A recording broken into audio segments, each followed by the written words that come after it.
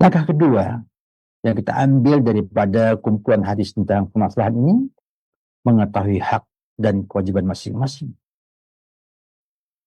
Kedua pihak dalam kehidupan rumah tangga harus mengetahui hak dan kewajiban masing-masing. Dengan demikian, persisihan dapat dicegah sejak awal. Ya. Maka Nabi dalam khutbah haji wada, ya, Nabi menjelaskan hak-hak masing-masing pihak.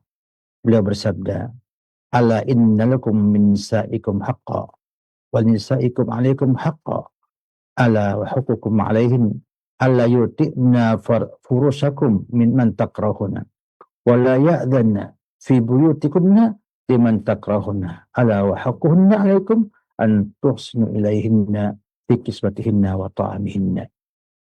Ketahui sesungguhnya kalian memiliki hak atas istri kalian, dan mereka pun punya hak atas kalian. Ketahuilah, hak kalian atas mereka adalah agar mereka tidak masukkan ke tempat kalian orang yang kalian benci, dan tidak mengizinkan orang yang kalian benci masuk ke rumah kalian. Adapun hak mereka sekalian adalah agar kalian memperlakukan mereka dengan baik dalam hal pakaian dan makanan mereka. Ini penjelasan tentang hak dan kewajiban secara terang. Ya. Agar apa? Agar membuat setiap pihak mengetahui apa yang menjadi haknya dan apa yang menjadi kewajibannya. Dengan demikian, batas-batas antara hak dan kewajiban menjadi jelas. Maka otomatis, ya, kesadaran terhadap hak dan kewajiban ini menjadi perisai yang melindungi keluarga dari konflik dan menjadi langkah nyata untuk menjaga kehidupan rumah tangga agar tetap harmonis. Langkah yang ketiga, memahami tabiat wanita. Salah satu sebab terjadinya banyak konflik rumah tangga adalah ketidakmampuan memahami karakter dan tabiat pasangannya. Nabi telah memberikan petunjuk dalam hal ini. Sahabat yang mulia Abu Hurairah pernah meriwayatkan bahwa Nabi pernah bersabda, "Istausu bin nisa'i khaira, fa innal mar'ata khuliqat min dila' wa inna awaja syai'in fid dila' a'lahu, fa in dhahabta tuqimuhu kasartahu, wa in taraktahu lam yazal a'waja, fastausu bin nisa'."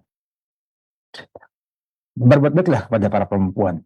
Sesungguhnya perempuan ciptakan dari tulang rusuk. Bagian tulang rusuk yang paling bengkok adalah bagian atasnya.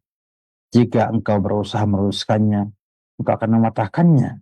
Jika engkau membiarkannya, ia akan tetap bengkok. Maka berbuat baiklah kepada para perempuan. Ini petunjuk Nabi langsung agar para suami dapat memahami bahwa memperlakukan perempuan secara ideal tidak berarti memaksanya menjadi sempurna sesuai dengan keinginan sang suami. Karena itu, seorang suami juga semestinya menuntut istrinya agar selalu sesuai dengan seluruh keinginannya. Ia harus memahami karakter perempuan dan bersikap bijaksana dalam menghadapinya. Nah, kesadaran semacam ini akan membantu menghindarkan banyak konflik dan pertengkaran dalam rumah tangga. Langkah yang keempat, menjaga rahasia kehidupan suami istri. Ini yang penting dan juga harus dijaga oleh setiap orang.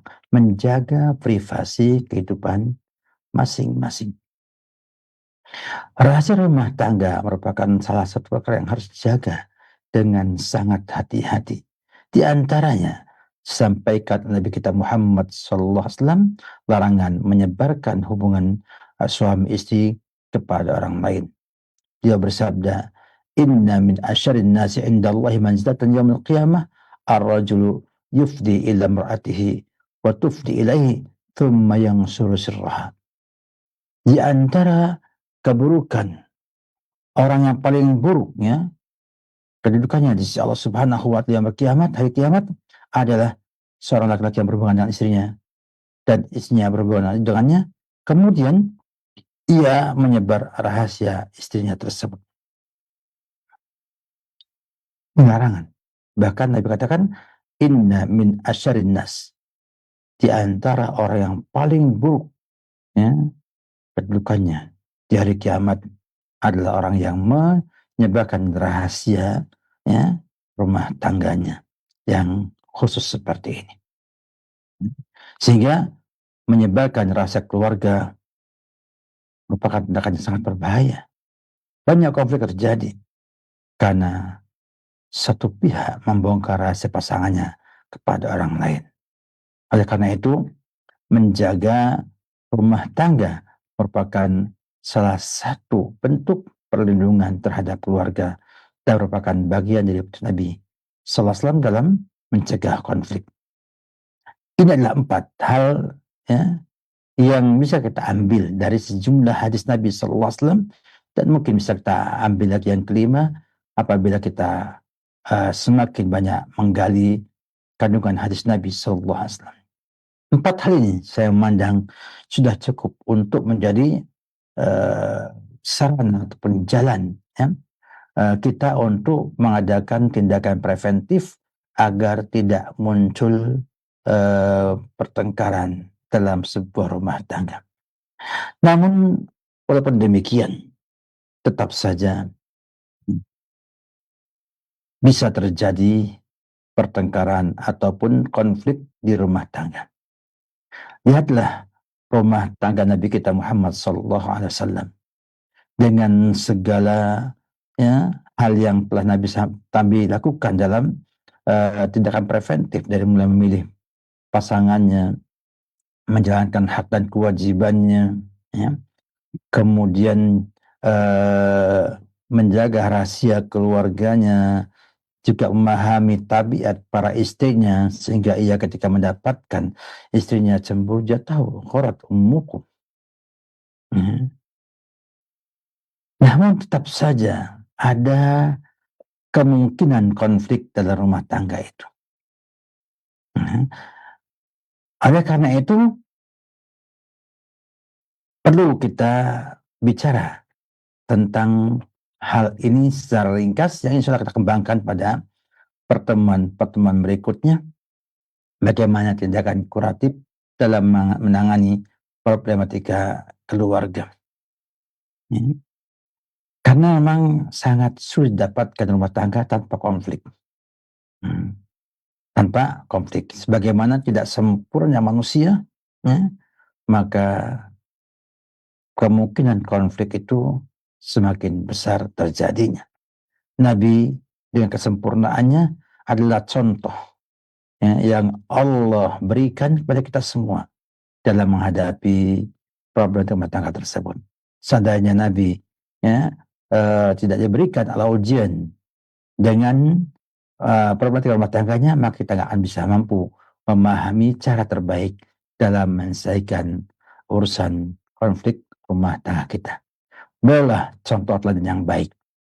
Walaupun telah melakukan tindakan preventif yang luar biasa istimewanya, namun tetap saja Allah inginkan dari Nabi kita Muhammad SAW peristiwa-peristiwa yang mewakili keadaan kita, ya, sehingga kita mampu untuk mencontohnya dan menjadikan sebagai sarana dalam memperbaiki atau menyelesaikan problematika rumah tangga kita. Di antara tindakan Nabi yang dapat kita ambil daripada hadis beliau sallallahu alaihi wasallam adalah tidak melakukan eskalasi dan tidak mencari-cari kesalahan. Sebab kesalahan itu adalah bagian dari sifat manusia. Kekhilafan adalah bagian dari sifat manusia. Oleh karena itu, kehidupan suami istri harus dibangun di atas sikap saling memaklumi. Saling memaklumi, saling mengerti, dan saling memaafkan di antara mereka. Mencari-cari dan terus mengingat kesalahan pasangan akan melemahkan ikatan kasih sayang.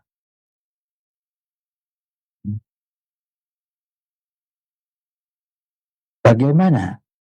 Hal ini penting untuk kita ketahui. Kenapa? Karena ketika kita mencari kesalahan suami, mengingatkan suami, itu akan melemahkan ikatan kasih sayang kita.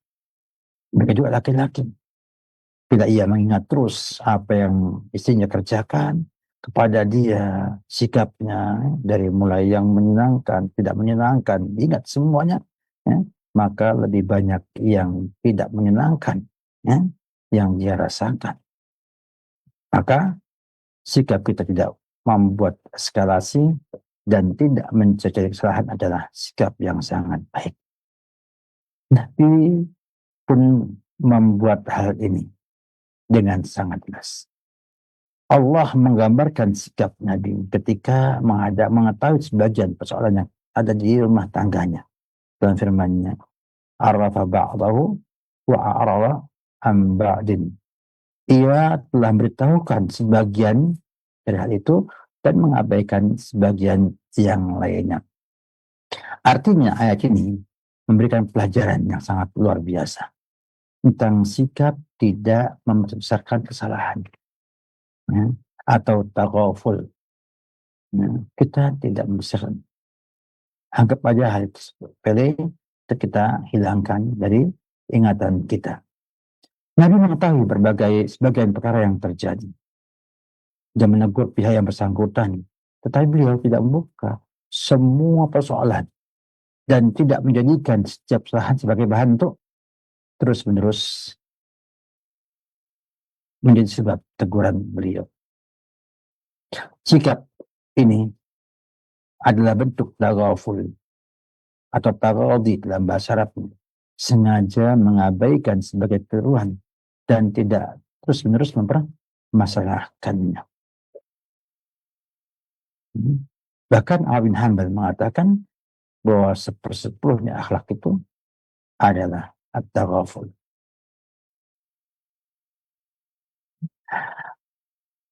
Kenapa demikian, ikhwatullah, para hadirin hati raja?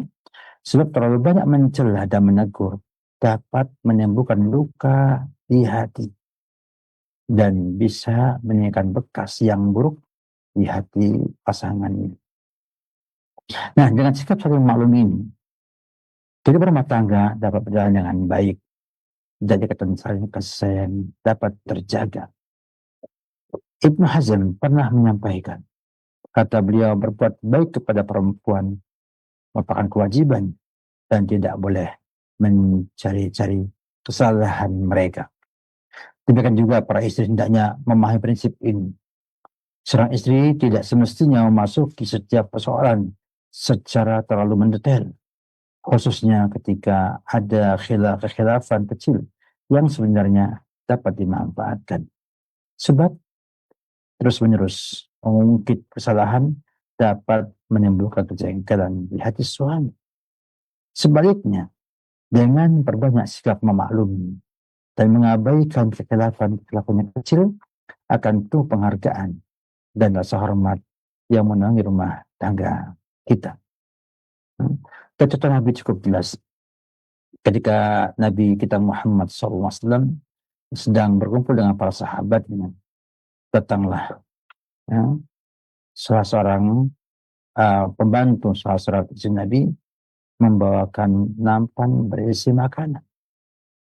Dan kemudian, ya, istri yang Nabi tinggal waktu itu memukul nampan yang ada di tangan pembantu tersebut sehingga jatuh makanannya dan pecah nampannya.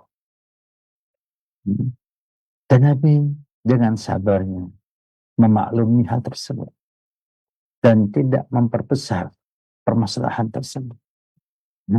Nabi kumpulkan lagi yang pecah-pecahan tersebut, kemudian mengumpulkan lagi makan yang tertumpah tersebut dan mengatakan qarat ummukum, ibu kalian sedang cemburu. Kemudian dia menahan pembantu tersebut sampai diberikan kepada dia, ya, nampan dari istri yang memukul nampan tersebut, tampannya pembantu tersebut. Ya. Sehingga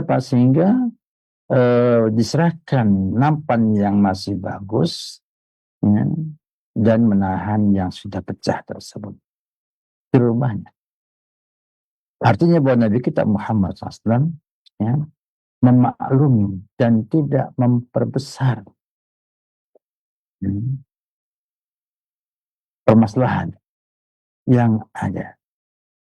Begitu indah petunjuk Nabi kita Muhammad Sallallahu Alaihi Wasallam dalam hal ini, yang harusnya menjadi contoh teladan kita dalam menghadapi permasalahan di rumah tangga kita.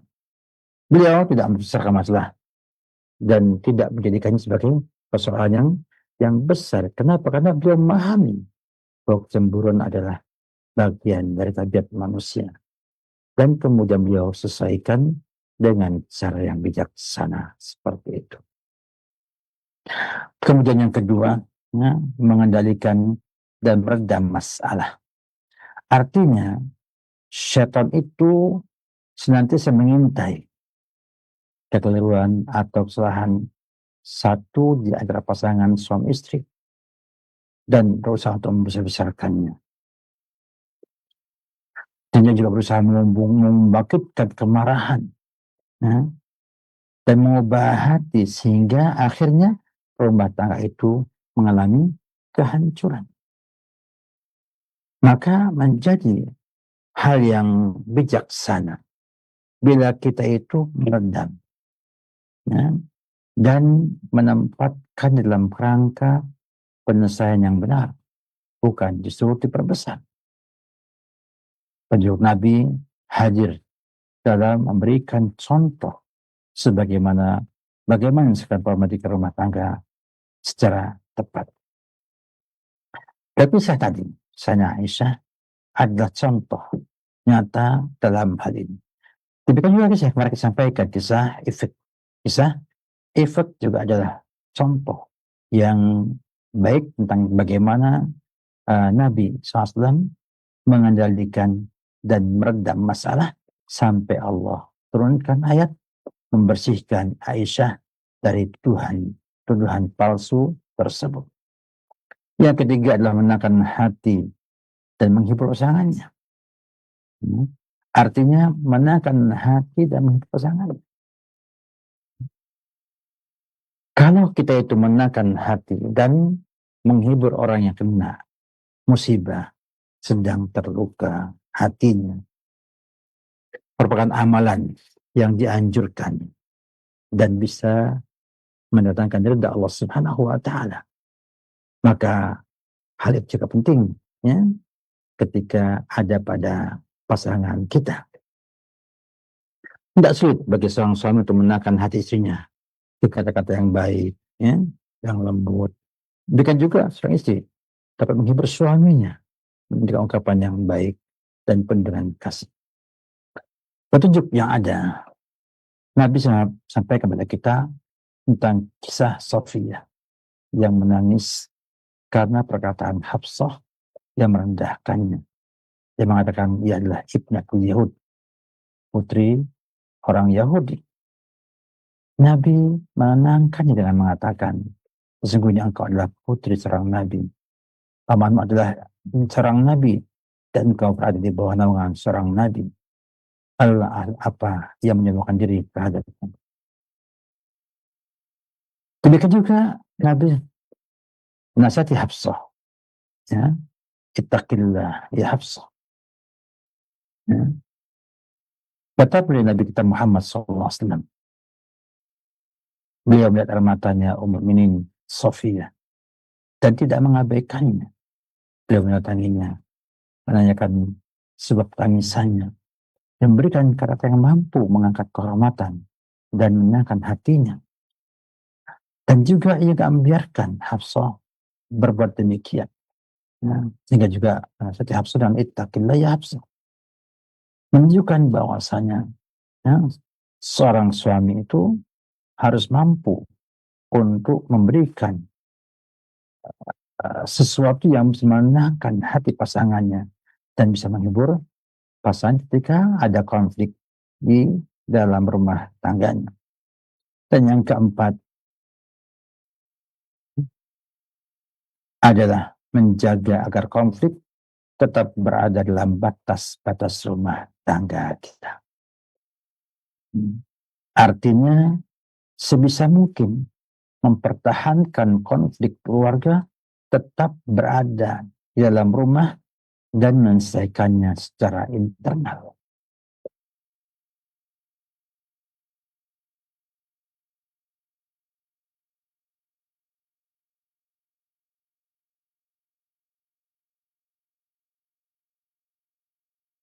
Bahkan Nabi pernah juga menyampaikan kepada para istrinya sesuatu yang luar biasa.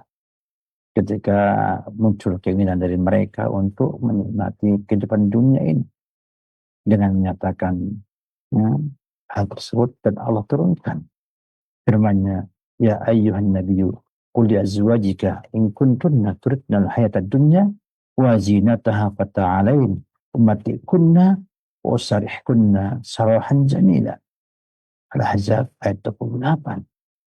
Sini tanpa ikhwati fillah para pemirsa TV, bahwasanya tidak ada keluarga yang sepenuhnya bebas dari masalah, dari konflik, berbeda pendapat. Namun yang terpenting adalah bagaimana mengolah konflik tersebut. Kita melihat Nabi memberikan kepada kita petunjuk-petunjuk dan prinsip dalam manajemen konflik dalam rumah tangga kita. Sehingga dengan kita merujuk pada petunjuk Nabi dalam mengolah konflik yang ada dalam rumah tangga kita, kita akan dapatkan keberkahan dan juga penyelesaian yang terbaik atas permasalahan yang muncul dalam rumah tangga kita tersebut. Demikian singkat dari pembahasan ini, semoga memberikan gambaran yang nyata bahwa Nabi itu adalah contoh terbaik dalam menyelesaikan problematika rumah tangga kita. Semoga bermanfaat. Wabillahi taufik. Jazakumullahu khairan wa barakallahu fikum atas pemaparannya. Semoga apa yang telah disampaikan bisa menjadi ilmu yang bermanfaat untuk kita semua. Ikhwatal Islam, kaum muslimin dan kaum muslimat merhati roja dimanapun Anda berada. Bagi Anda yang ingin bertanya seputar pembahasan yang telah disampaikan oleh Ustadz, bisa melalui layanan telepon di 0218236543 atau melalui pesan singkat di nomor WhatsApp 0218236543. Untuk pertanyaan pertama kita angkat dari pesan WhatsApp. Assalamualaikum warahmatullahi wabarakatuh. Barakallahu fikum Ustadz. Istri saya terkadang suka berkumpul bersama teman-temannya, namun terkadang setelah dia pulang terdapat kecemasan karena saat mereka berkumpul mereka membahas tentang perselingkuhan dan bahkan berbuat ghibah dan menjadikan pikirannya yang tidak-tidak. Bagaimana caranya menasehati istri saya dengan baik agar ia tidak tersinggung? Mohon nasihatnya Ustadz. Jazakumullah khairan wa barakallahu fikum. Barakallah. An-nasihah sebetulnya berpusat pada kita. Apa tujuan kita dan juga ikhlasnya kita, tulusnya kita dalam menasihati tersebut, agar istri itu jadi baik. Tentunya ini melihat juga kepada kondisi sang istri. Kondisi sedang bagaimana dan tipe orangnya bagaimana, sehingga nanti akan bisa memberikan nasihat tepat pada waktunya. Bisa juga bila dia memahami agama dengan baik, bisa diajak kepada taat Allah Subhanahu wa Ta'ala. Bahwa itu jangan dikhawatirkan karena masa depan itu gak ada yang tahu. Dan kita tawakal sama Allah. Yang penting adalah percaya bahwa suami itu tidak akan berbuat selingkuh ataupun yang lainnya, ya, karena emang agama itu melarang orang berselingkuh. Saya dibahas di sana bahwa saja disinggung kembali selama ini apakah, ya, itu ada pada suaminya atau pada keluarganya, sehingga ia akan tenang menghadapi itu. Itu adalah menenangkan dia bahwa itu perkara yang ada, insya Allah tidak akan terjadi di rumah tangga tersebut. Yang berikutnya, jangan suka buat masalah membahas tentang perempuan lain di rumah tangga kita. Bicarakannya atau bicara hal-hal yang emang membuat istri cemas dan khawatir. Buat ia percaya dan bisa memaklumi kondisi yang ada, ya, bahwa itu adalah hal-hal yang bisa jadi adalah godaan syaitan, ya, was-was syaitan untuk menggoda dia agar dia tidak bisa berbuat baik dan melaksanakan kewajiban pada suaminya dan yang lain. Atau juga diberikan dengan cara yang lebih istimewa, dengan perbuatan ya, nanti membuat dia merasa tenang bahwa itu hanyalah cerita, ya, yang tidak perlu diambil hati atau dijadikan sebagai wawasan dalam rumah tangganya. Jadikannya sebagai cerita saja, ya, bahwa memang banyak orang selingkuh terjadi bukan karena kesalahan satu pihak, mungkin juga kesalahan dua belah pihak, sehingga mengajak sang istri juga untuk memperbaiki keadaannya, memperbaiki juga pribadiannya, sehingga sang suami cukup dengan dia dan dia mencukupi sang suami. Sehingga dari demikian, bila saling berkomunikasi dengan baik, insya Allah itu bukan perkara yang perlu dikhawatirkan, ya, dan tidak usah dijadikan sebagai bahan pikiran dia. Ajaklah ya untuk banyak ibadah kepada Allah dan banyak beramal soleh yang insya Allah akan menyibukkan dia dari hal-hal yang seperti itu. Kemudian buatlah upaya agar dia tidak berkumpul dengan orang-orang yang merusak pikirannya dan diajak kumpul dengan mereka yang bisa memperbaiki pemikirannya. Ajak bergaul dengan orang yang memang paham agama, yang kemudian membahasnya adalah tentang beramalan soleh, bukan membahas tentang hal-hal yang tidak ada manfaat seperti itu.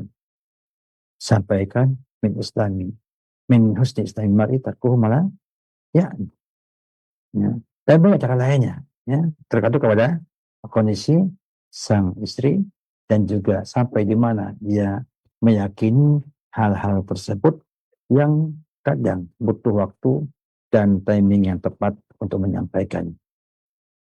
Di antaranya ketika makan-makan, ketika santai, ketika mau tidur adalah waktu yang istimewa untuk menyampaikan hal-hal yang baik kepada sang istri. Wabillahi taufik. Jazakumullahu khairan wa barakallahu fikum atas jawabannya. Semoga jawaban tersebut bisa bermanfaat untuk yang bertanya dan juga yang menyimak. Untuk pertanyaan selanjutnya masih dari pesan WhatsApp. Assalamualaikum warahmatullahi wabarakatuh. Ahsanallahu ilaikum Ustaz. Izin bertanya, bagaimana menanggapi pernyataan apakah wajib bagi seorang istri menaati suaminya yang gajinya di bawah UMR? Mohon jawabannya Ustaz. Jazakumullah khairan wa barakallahu fikum. Alhamdulillah, Allah subhanahu wa ta'ala adalah zat yang sempurna membagi-bagi rezekinya kepada hamba-hambanya.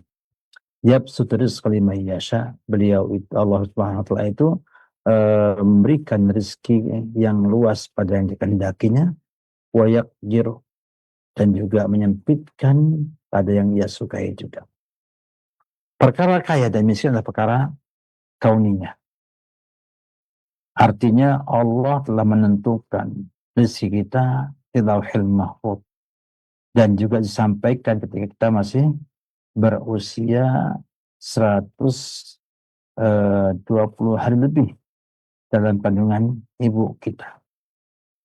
Ketika Allah mengutus malaikat untuk meniup ruhnya dan menulis rezekinya, ajalnya, amalannya, dan juga nasibnya, baik ataupun buruk, syaqiyun au sa'idun. Dan bukti pun menyatakan demikian. Berapa banyak orang yang gajinya besar, kemudian bangkrut, atau di PHK jadi kecil kembali. Ya. Ada yang serang kecil, usaha mungkin besar gajinya. Ya. Maka seorang suami yang punya penghasilan kecil, ya, maka berusahalah untuk memberikan yang terbaik kepada sang istri. Yang ia mampu kerjakan, yang mampu ia berikan. Ya.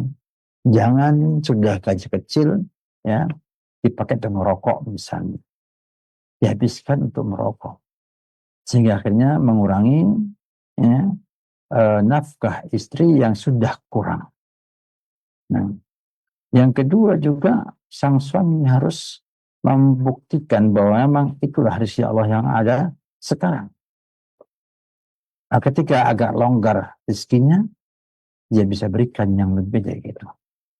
Inilah spirit yang disampaikan Allah dalam firman-Nya, liyunfik dzu sa'atin min sa'atih wa man qadira 'alaihi rizqahu falyunfik mimma atahu. Hendaknya memberi nafkah orang yang luas, yang Allah berikan keluasan sesuai keluasannya. Artinya orang yang kaya memberikan kepada keluarganya nafkah yang longgar, jangan yang minimal. Misalnya, dibutuhkan satu bulan itu untuk keluarga 5 juta sampai 6 juta misalnya. Kalau memang dia itu kaya, punya kemampuan lebih, kelonggaran lebih, maka dia bisa berikan lebih dari itu semua. Dikasih kelonggaran. Nah, barang siapa yang Allah berikan kesempitan padanya, artinya tidak sampai pada taraf kebutuhan sang keluarga. Mau dia UMR, enggak UMR, karena setiap orang punya kebutuhan sendiri. Maka falyunfik mimma atahullah. Maka infakkan nafkah kita dengan kemampuan yang Allah berikan pada dia. Maksudnya apa? Maksudnya berusaha memberikan yang ada kepada keluarganya, dan dia siap dengan susah payah, ya, tidak belanja macam-macam, tidak punya macam-macam, untuk melengkapi dan mencukupi kebutuhan keluarga yang jadi kewajiban dia. Pihak istri pun demikian juga, menyesuaikan kondisi sang istri, sang suami. Karena dalam pendapat ulama fikih yang rajih, bahwasanya nafkah itu sesuai kondisi sang suami. Dalilnya adalah tadi, yunfik dzu sa'atin min sa'atih. Ini ada suami. Ya. Ketika suami dilonggarkan, maka dia melonggarkan nafkahnya, dan ketika sempit dia memberikan yang semampunya.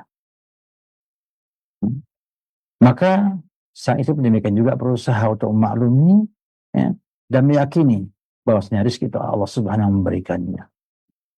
Bahwa tidak mesti yang gajinya UMR sekarang itu penghasilannya akan UMR juga, tidak mesti. Ya, yakinlah bahwasanya gaji itu hanya bagian daripada rezeki Allah kepada kita semua. Hanya sebagian kecil aja. Allah berikan dari cara yang lain. Ada suami untuk kemudian bekerja sama, ya. Dan terbiasa ya di Indonesia, istri membantu suami dalam menafkahi keluarga. Tapi ingat bahwa suami adalah nomor satu. Dia penanggung jawabnya. Dan bila istri membantu, itu adalah amal kebaikan dari sang istri kepada dia. Maka nasihat saya pada teman-teman, ya, yang mengalami seperti ini, ingatlah, ya, bahwa Allah itu menguji kita dengan kekurangan dan kelebihan. Ya, orang yang kaya diuji Allah dengan kekayaannya. Yang miskin pun uji dengan kemiskinan. Jangan sampai kemiskinan itu menjadi sebab kita kufur kepada Allah Subhanahu wa taala. Tidak mampu mensyukurinya, bahkan tidak sabar menghadapinya. Yakinlah bahwasanya rahasia rezeki itu Allah yang tahu. Maka tidak mesti kita yang penghasilannya sekarang ini di bawah UMR ya, tidak mampu mencukupi kebutuhan yang ada. Di waktu yang akan datang. Mungkin akan lebih hebat lagi. Akan bertambah lagi. Sama kayak kita sekarang ini. Dan ekonomi yang ada di Indonesia ini. Semua barang naik. Namun jangan sampai kita kemudian lupa ada Allah yang mengatur semuanya. Nah, kita harus bertakwa kepada Allah Subhanahu wa taala dan berusaha untuk mencari rezeki dengan yang terbaik dan sebaik mungkin. Ini nasihat Allah Subhanahu wa taala melalui Rasul kita Muhammad SAW yang mengatakan inna Jibril alqa fi rawi. Jibril itu menyampaikan ke hati bagi kita Muhammad SAW. Inna nafsa dan tamut hatta tastawfi rizqaha. Manusia itu nggak akan mati sampai sempurna rezeki. Fattaqullaha wa ajmilu fit talab. Maka takwa kepada Allah Subhanahu wa taala dan perbagus dalam mencari rezeki. Artinya ada dua hal yang harus dikerjakan orang yang sedang mencari rezeki ini. Yang pertama adalah berdoa, ya, bertawakal kepada Allah Subhanahu wa taala, bertakwa Allah Subhanahu wa taala. Ini dua hal pentingnya. Yang kedua, memperbagus cara mendapatkannya. Artinya mendapatkannya sesuai dengan syariat Islam atau tidak melanggar syariat Islam. Dan juga dengan cara yang terbaik. Cara yang terbaik. Yang bisa ia kerjakan. Maka kepada para teman-teman sekalian yang dapatkan pujian Allah dengan penghasilan yang sedikit, jangan kecil hati, ya, kalau pada ujian ya, yang Allah berikan, maka berilah kepada Allah ketakwaan kita dan juga perbaikan dalam kita mencari nafkah tersebut. Jika para istri yang tidak mendapatkan kecukupan dalam nafkahnya, ingatlah bahwasanya Allah itu sekarang sedang menguji kita dengan rezeki yang sedikit, yang terbatas. Bukan tidak mungkin Allah akan menguji kita nanti. Kalau sukses dengan yang sedikit ini, dengan yang banyak. Maka jangan sampai ketika Allah buka rezeki kita, kita lupa. Dan tidak bisa bersyukur kepada Allah Subhanahu wa taala. Maka nasihat saya kepada teman-teman semuanya. Jangan sampai proses ekonomi membuat rumah tangga berantakan. Iblis sangat bahagia dan senang kalau sampai ada rumah tangga yang berantakan, ya, yang bercerai, apalagi dari mukmin, dari muslim, ya, sangat bangga sekali dan memberikan apresiasi tinggi kepada anak buahnya yang berhasil memisahkan antara suami dengan istrinya. Nah, kita sebagai seorang muslim jangan sampai mengikuti keinginan iblis. Jangan sampai kita itu kalah oleh iblis. Jangan sampai kita membuka jalan bagi dia untuk merusak kita semua. Maka bersabarlah. Ya. Yakinlah suami kita, suami-suami Anda semua yang berusaha maksimal untuk mencari nafkah tersebut sedang Allah uji dan lulus dan sukses nantinya insyaallah ta'ala. Demikian juga kepada para suami, jangan lupa kewajiban kita memberi nafkah. Artinya berikan yang terbaik yang kita miliki kepada keluarga kita. Dan jangan lupa itu semua adalah amalan soleh yang harus diniatkan untuk menggapai ridhanya Allah Subhanahu wa Ta'ala. Semoga bermanfaat. Jazakumullah khair wa barakallahu fikum atas jawabannya. Semoga jawaban tersebut bisa bermanfaat untuk yang bertanya dan juga yang menyimak. Untuk pertanyaan selanjutnya masih dari pesan WhatsApp. Assalamualaikum warahmatullahi wabarakatuh. Barakallahu fikum Ustaz.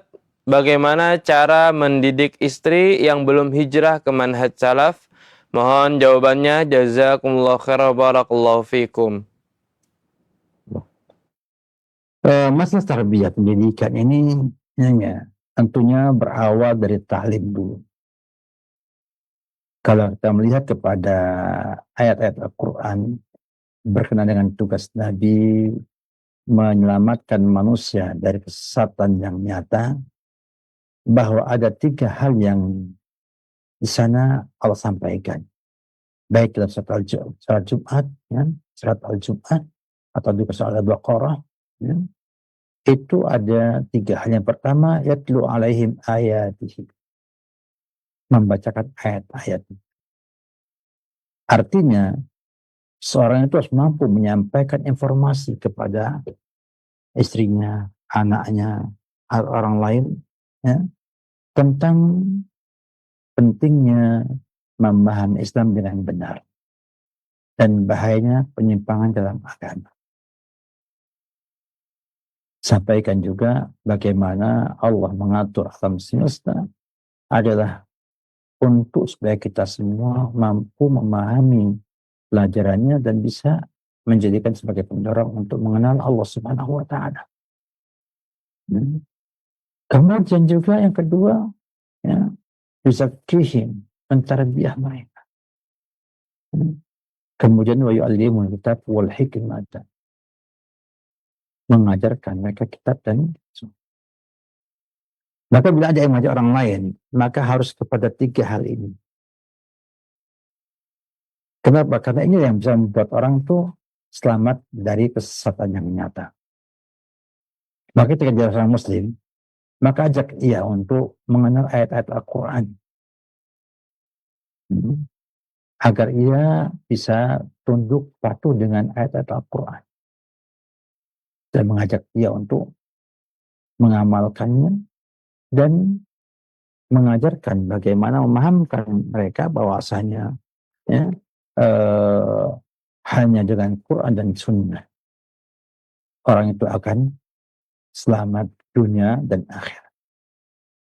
Namun juga ingatkan bahwasanya orang yang pernah mengamalkan Quran dan Sunnah dengan lengkap, ya, adalah Nabi kita Muhammad SAW dan para sahabatnya. Yang waktu itu hidup bersama Nabi, ya, kemudian juga melihat langsung kehidupan Nabi, sehingga tidak sama orang yang mendengar dengan yang melihat. Kita hanya didengarkan hadis Nabi, sedangkan mereka adalah melihat nyata bagaimana Nabi mengaplikasikan Al-Quran dalam kehidupannya. Maka kita pun demikian juga ketika memahami Quran dan Sunnah, mencoba memahami dengan pemahaman para salaful ummah, ya, pada pemahaman mereka. Artinya pemahaman yang menjadi kesepakatan mereka. Ya, namanya ijma. Yang awal adalah ijma'nya para sahabat radhiyallahu anhum, dan ijma'nya para tabi'in, dan yang seterusnya. Sehingga kita bisa memahami dan memahami mereka. Kemudian kita minta juga untuk memahami dan mengakali, memikirkannya, merenungkannya, dan mengembangkannya dengan kias misalnya.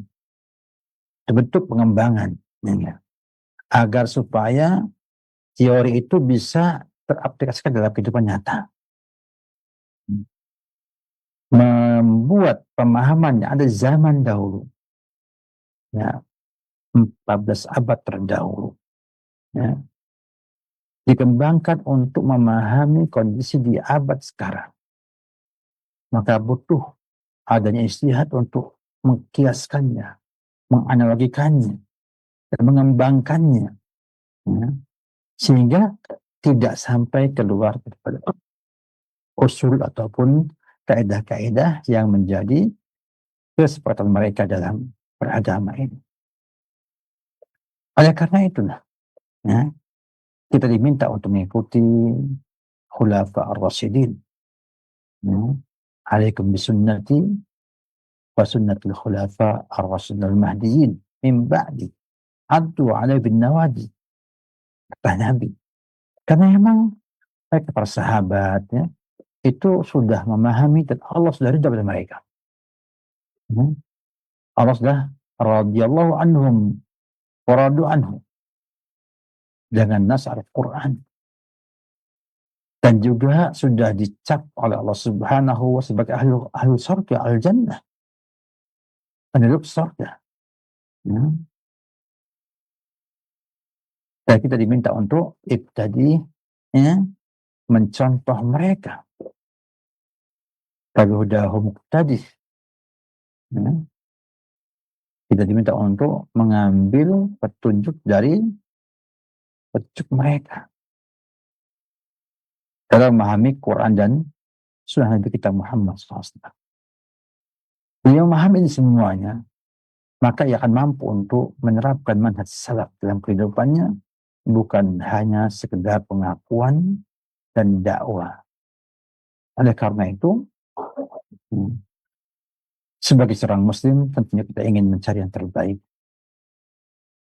Dan contoh terbaik adalah Nabi kita Muhammad SAW yang sudah mengamalkan Al-Quran dalam kehidupannya. Dan juga para sahabat melihat langsung pengamalan Nabi kita Muhammad SAW. Juga para tabi'in melihat pengamalan para sahabat, dan seterusnya. Sehingga kita bisa berada pada jalur yang benar. Namun ingatlah, bahwa itu tidak berarti kita tidak mengembangkannya kepada masalah yang ada ini. Karena para sahabat dahulu mengembangkan pemahamannya terhadap Quran dan Sunnah dari Nabi dalam bentuk istihad yang banyak. Seperti tentang perang Riddah, ya, juga Jabul Quran, ya, kodifikasi Quran, sampai pada masalah yang lain. Saat meninggal muncul tabi'in.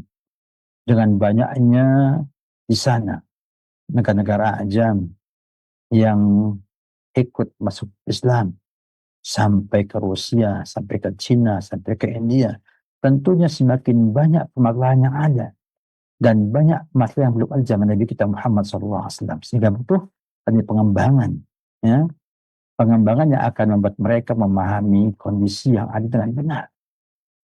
Dan semakin banyak jumlah manusia sekarang, miliaran, ya, itu tentunya tidak sama dengan hanya ratusan ribu atau jutaan. Dan tentunya butuh juga isiannya para ulama, ya, yang mengembangkan pemahaman para salaful ummah dalam bentuk yang nyata dalam kehidupan manusia saat ini. Oleh karena itu, ya, ajaran kita kepada kaum muslimin, ya, untuk kembali kepada pemahaman ini bukan semata-mata karena ikut kelompok tertentu, tapi adalah bentuk pemahaman, metode pemahaman, manhaj talaqi yang kita harus miliki, ya, dalam hal ini. Oleh karena itu, salah bila kemudian kalimat salafi ditempatkan pada kelompok tertentu. Dia adalah bentuk pemahaman. Karena itulah nisbah kepada salaf, artinya al-ma'atan salafi itu saya ikut Quran dan Sunnah dengan pemahaman salaful ummah. Bukan kelompok tertentu, ya, dengan nama tertentu. Oleh karena itu, ajakan kepada ini semua adalah ajakan untuk mengenal Islam dengan cara yang benar, sesuai dengan pemahaman salaful ummah yang dikembangkan para ulama sampai saat. Wallahu a'lam bishawab. Jazakumullahu khairan wa barakallahu fikum atas jawabannya. Semoga jawaban tersebut bisa bermanfaat untuk yang bertanya dan juga yang menyimak. Untuk pertanyaan selanjutnya masih dari pesan WhatsApp. Assalamualaikum warahmatullahi wabarakatuh. Ahsanallahu ilaikum Ustadz. Bolehkah mahar uangnya dari calon istri? Mohon jawabannya. Jazakumullahu khairan wa barakallahu fikum. Mahar atau mas kawin itu adalah bentuk pemberian menunjukkan komitmen yang kuat dari sang suami kepada sang istri. Dan yaitu menyangkut hak Allah, hak istri, dan juga hak wanita tersebut atau juga hak wali. Sehingga tidak boleh, tidak harus ada. Walaupun sang istri ridho tanpa mahar, walinya ridho tanpa mahar, tetap mahar harus diberikan. Kenapa? Karena itu menyangkut hak Allah Subhanahu wa Ta'ala juga. Sehingga tidak boleh ada pernikahan tanpa mahar. Harus dengan mahar. Nah, mahar ini bermacam-macam. Ada yang disampaikan di dalam akad, namanya mahar musamma. Ya, yaitu yang penting adalah bernilai. Bernilai. Artinya ya, punya nilai tertentu. Mau sepakat sholat, ataupun mushaf, ya, ataupun juga mungkin uang. Ya, 2 juta, 1 juta, tidak masalah. Yang penting dia adalah bisa menjadi punya nilai harta. Dan bukan juga zaman Nabi ada yang dia mengajarkan Al-Quran. Ya. Nabi menikahkan dia dengan apa? Dengan apa yang dimiliki Al-Quran. Artinya mengajarkan istri dengan yang dia miliki tersebut dari Al-Quran. Sehingga dianggap mahar adalah ya, mukafa ataupun ijarah atas pengajaran dari Al-Quran yang dimilikinya. Sehingga ini adalah perkara penting untuk kita pahami bersama. Yang kedua adalah mahar yang tidak disebutkan dalam akad. Maka maharnya tetap ada dengan melihat kepantasan pada hal ini. Biasanya berapa untuk kerabatnya, untuk keluarganya sama-sama mirip dengan dia. Ya. Sehingga relatif ya, lebih banyak ketimbang yang disebutkan dalam akad. Nah, tentang bagaimana bila wanita yang memberikan hartanya kepada sang laki-laki untuk jadi maharnya. Maka sebuah kaidah, ya, harta bila pindah kepemilikan itu menjadi pemilik orang yang berpindah kepadanya. Artinya, bila saya memberikan uang kepada teman saya, maka ketika diterima dalam bentuk hibah, itu menjadi harta teman saya, bukan lagi harta saya. Karena ia berpindah kepemilikan yang bersifat ta'bid ataupun selamanya dengan cara yang benar. Kepindahan harta ini bisa benar mungkin dengan jual beli, ya, dengan ijarah, utang piutang, ya. Sehingga seorang yang menghutangkan uang kepada temannya, maka uang itu ketika ada pada kawan pada teman itu, maka dia adalah harta teman tersebut. Dan dia boleh menggunakan dengan semaunya yang nantinya akan ia bayar sesuai dengan ketentuan dalam hutang piutang. Atau pindah kepemilikan dengan warisan. Ketika pemilik harta wafat, maka pindah kepemilikan kepada ahli warisnya. Atau dengan hidayah, dengan hadiah atau hibah. Yaitu pemberian yang diberikan ketika kita sehat. Atau atiyah ketika dalam keadaan sakit. Atau wasiat setelah kematian. Ini sebagai cara pindahan harta dari fulan ke fulan yang lainnya. Nah, kalau sini sang perempuan itu menyerahkan uangnya ataupun maharnya kepada sang laki-laki. Ya, ada mahar dalam artian calon maharnya. Misalnya dia yang memberikan, misalnya emasnya, nih, ini emas saya serahin kepada Anda, ya, untuk jadi mahar. Maka ketika dia memberikannya, ada dua kemungkinan. Yang pertama tanpa syarat. Dia berikan kepada sang laki-laki, dan laki-laki itu boleh menggunakannya untuk maharnya atau yang lain. Maka tidak ada masalah. Ada masalah. Kenapa? Karena ini adalah bentuk dari perpindahan kepemilikan dengan hibah atau hadiah atau mungkin juga pemberian. Yang kedua bersyarat. Ya, yang ditanyakan di sini. Bahwa sang perempuan memberikan harta kepada sang laki-laki untuk jadi mahar. Dengan syarat ini mahar bagi sang wanita. Maka diperbolehkan juga, dan sang laki-laki harus mengikuti syarat yang ada. Sehingga ia tidak mengurangi sedikit pun untuk yang lain. Semuanya untuk maharnya sang perempuan tersebut. Ya. Ini diperbolehkan. Ya. Dan sah dalam Islam. Karena apa? Karena hartanya sudah berpindah ke pemilik kepada sang laki-laki. Yang ada kejadian, mungkin saja kejadian ketika laki-laki itu menerima uang tersebut. Ya enggak? Kemudian kejadian nikah. Karena satu hal, maka sudah jadi pemilik sang laki-laki tersebut. Maka kalau begitu keadaannya, maka dibolehkan seorang wanita memberikan hartanya kepada sang laki-laki agar ia menggunakan untuk mahar atas dirinya. Biasanya yang terjadi ketika ada gengsi di sebuah rumah tangga, gengsi mungkin persukuan atau juga keluarga, yang bila sampai maharnya kecil itu seperti aib, ya, yang diterima oleh keluarganya, sehingga keluarganya mencaratkan untuk ada mahar yang banyak, padahal akhirnya tidak punya.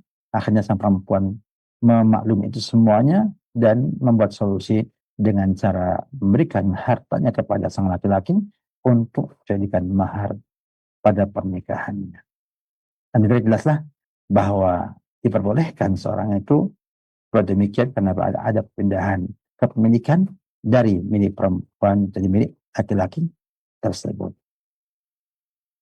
Wallahu a'lam bishawab. Jazakumullah khair wa barakallahu fikum atas jawabannya. Semoga jawaban tersebut bisa bermanfaat untuk yang bertanya dan juga yang menyimak. Untuk pertanyaan selanjutnya masih dari pesan WhatsApp. Assalamualaikum warahmatullahi wabarakatuh. Izin bertanya dan mohon nasihatnya Ustadz. Kedua orang tua saya dulunya sangat anti riba, namun sekarang mereka berdua malah membuka rekening di bank konvensional dengan alasan bunganya rendah, yaitu 0,00%, tujuannya untuk menabung. Padahal keluarga kami masih memakai bank syariah. Saya sudah menasihati bahwa itu tetap riba dan haram. Tapi orang tua saya berpendapat bahwa itu bukan riba karena bunganya rendah. Pertanyaan saya Ustadz, apakah hal seperti ini tetap termasuk riba atau tidak? Mohon bimbingan dan nasihatnya Ustadz. Jazakumullahu khairan wa barakallahu fikum.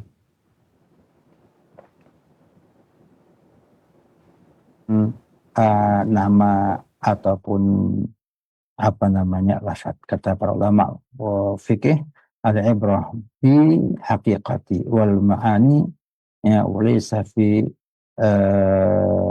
alfat wal mabani. Yang dilihat adalah hakikat dan juga pengertiannya, bukan pada lafaz dan juga pada bentuknya. Artinya kita tidak ada dalam riba itu satupun komitmennya bahwa harus kalau konvensional itu ribawi, kalau syariat itu enggak ribawi. Karena riba itu bukan pada lembaga. Riba itu pada transaksi dan akad yang ada. Ini yang perlu dipahami bersama. Ya, berarti kalau anti riba itu tidak mesti anti bank. Kenapa? Riba itu adalah bentuk transaksi.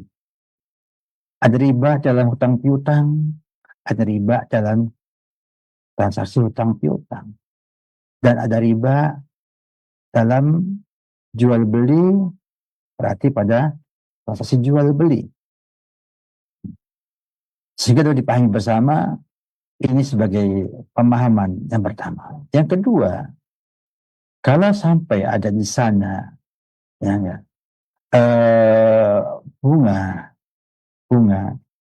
walaupun kecil tetap tidak benar, karena dia adalah keuntungan didapatkan dari menyimpan atau menghutangkan. Ya rajulan bisabiqati fillah, bahwasanya menabung itu ya, yang ada di tabungan kita itu bukan wadiah. Karena kalau wadiah, pihak perbankan tidak boleh menggunakan hanya wadiah. Ketika diizinkan oleh kita untuk menggunakan harta kita tersebut, maka dia berubah jadi hutang. Maka hutang dengan keuntungan bunga kecil pun riba, besar pun riba. Hanya mungkin beda dosanya. Semakin banyak riba, semakin besar juga dosanya. Maka saya tidak menyalahkan secara total ya, kepada Anda dan juga orang tua Anda dalam hal ini tentu pada kebutuhan yang ada. Ya. Apabila kita memilih, kita akan memilih perbankan syariat sebagai tempat kita menabung. Kenapa? Karena mereka sudah punya komitmen untuk tidak ada riba. Artinya lebih baik ketimbang yang tidak ada komitmen sama sekali. Ya. Tapi saya ingatkan bahwa kita mengatakan transaksi mempengaruhi riba, tidak ribanya satu sikap ataupun aktivitas, bukan kepada lembaga ataupun institusinya. Ya. Maka harapan saya teman-teman semua bahwa kita jangan sampai marginasi, terpola ya, bahwa kami anti perbankan, tidak. Ya. Tapi kami anti riba. Nah, bila tidak ada ribanya, kita bertransaksi. Bila ada ribanya, walaupun kecil, tidak boleh kita bertransaksi. Ini komitmen yang kita pahami bersama, ya, karena memang masyarakat banyak memahami ya, permasalahan seperti ini. Oleh karena itu, ya, bila kebutuhan kita ya, terlayani dengan baik perbankan syariat, maka kita ke perbankan syariah. Bila ada yang tidak mungkin dikelola oleh bank syariat, maka kita menggunakan yang paling memungkinkan agar maslahat dan madhar kita dalam hal ini terwujudkan dengan baik. Oleh karena itu, ya, asal saya pada teman-teman semuanya, yang kita larang adalah ribanya. Sebagaimana dalam Al-Quran, Allah bi'a wa harrama riba. Dan riba ini adalah transaksi. Di transaksi, bukan di lembaga. Bisa jadi perorangan berbuat riba, kayak rentenir, mengutangkan uang, ngambil keuntungan dari keuangan tersebut. Ya. Bisa juga lembaga. Ya. Sehingga kita tidak terkungkung oleh pemahaman kepada orang atau lembaga. Riba itu berlaku pada semua. Bisa perorangan, bisa juga lembaga yang ada. Karena itu, yang harapan kepada teman-teman semuanya memahami dengan baik, maka ini jangan sampai salah, karena nanti statementnya akan membuat susah sebagian orang di Indonesia ini. Allah a'lam bishawab. Jazakumullah khairan barakallahu fikum atas jawabannya. Semoga jawaban tersebut bisa bermanfaat untuk yang bertanya dan juga yang menyimak. Untuk pertanyaan selanjutnya, pertanyaan terakhir masih dari pesan WhatsApp. Assalamualaikum warahmatullahi wabarakatuh. Ahsanallahu ilaikum Ustadz. Izin bertanya dari hamba Allah. Apakah sah jika mahar yang tertera di buku nikah dan yang diterima berbeda dengan yang di buku nikah? Di buku nikah tertera emas 24 karat, namun pada kenyataannya bukan 24 karat, dan itu pun pemberian dari orang tua, bukan dari calon suami, Mohon penjelasannya. Jazakumullah khairan wa barakallahu fikum. Fikum barakallah. Yang terpenting adalah bahwasanya ada kesesuaian antara yang diakadkan dengan barangnya. Karena mahar itu bila disampaikan emas 24 karat, maka harus emas 24 karat. Tapi kalau dia hanya emas saja tanpa ada karatnya, ya, dengan perhiasan emas misalnya 10 gram, maka tidak mesti harus 24 karat. Yang penting masih dinamakan emas secara huruf yang berlaku. Nah, harus yang berlaku. Nah, kemudian mahar itu yang memberi adalah suami. Adalah suami, bukan orang lain. Bisa orang lain tapi diserahkan pada suami dulu, dengan perpindahan kepemilikan baru diserahkan kepada sang wanita sebagai mahar. Nah, ketika itu adalah bukan dari suami, maka suami punya hutang. Punya apa? Hutang untuk menyesuaikan dengan apa yang ia lafadzkan dalam akad tersebut. Maka kita lihat dulu, ya, bila mengatakan bahwa nikah dengan emas 10 gram, 24 karat, ternyata yang dikasihkan itu 10 gram, cuman 22 karat atau 20 karat, ya, maka dia wajib mengganti dengan yang 24 karat. Kenapa? Yang 24 karat apa? Karena yang dilafadzkan tersebut, ya, itu yang dilihat dalam syariat. Karena dia adalah mahar musamma. Mahar musamma. Kecuali bila kemudian sang wanita, ya, mau menerima. Karena sebetulnya biasanya dalam akad nggak disebutkan apa karatnya, hanya emas perhiasan seberat sekian gram. Seandainya pun misalnya ada 24 karat, maka sang suami wajib untuk memberikan yang 24 karat. Dan bila hanya bukan, maka dia harus ganti dengan yang 24 karat. Karena itu yang ulama bahwa wajib bagi suami yang sudah mengucapkannya untuk menyampaikan itu kepada sang. Kalau misalnya nggak tahu mana yang 24 karat, mana yang di bawahnya, ya, maka setelah pernikahan dilihat kembali dan dicek kembali. Kemudian tadi kembalikan kepada apa yang tadi sampaikan dalam akad tersebut. Ya. Cukup jelas insyaallah. Wabillahi Muhammad wa ala alihi wasahbihi wasallam, dan syukran jazakallahu pada teman-teman di studio Raja dan juga di studio Ukhuwah atas usaha yang ada, dan kita berharap Allah Subhanahu wa taala agar kita bisa dimudahkan terus, ya, hidup bersama sunnah-sunnah kita Muhammad SAW, dan juga bisa membantu kaum muslimin dalam menyelesaikan problem rumah tangganya, karena banyak sekali keluarga yang hancur, berantakan, bercerai karena konflik yang ada tanpa ada penyelesaian sama sekali. Dan iblis sangat bahagia bila sampai ada perceraian di dalam kaum muslimin. Maka mari kita baca bersama, semoga Allah mudahkan untuk itu. Salam Muhammad wa ala alihi wa sahbihi wasallam. Jazakumullahu khairan wa barakallahu fikum atas pemaparannya. Semoga apa yang telah disampaikan bisa menjadi ilmu yang bermanfaat untuk kita semua.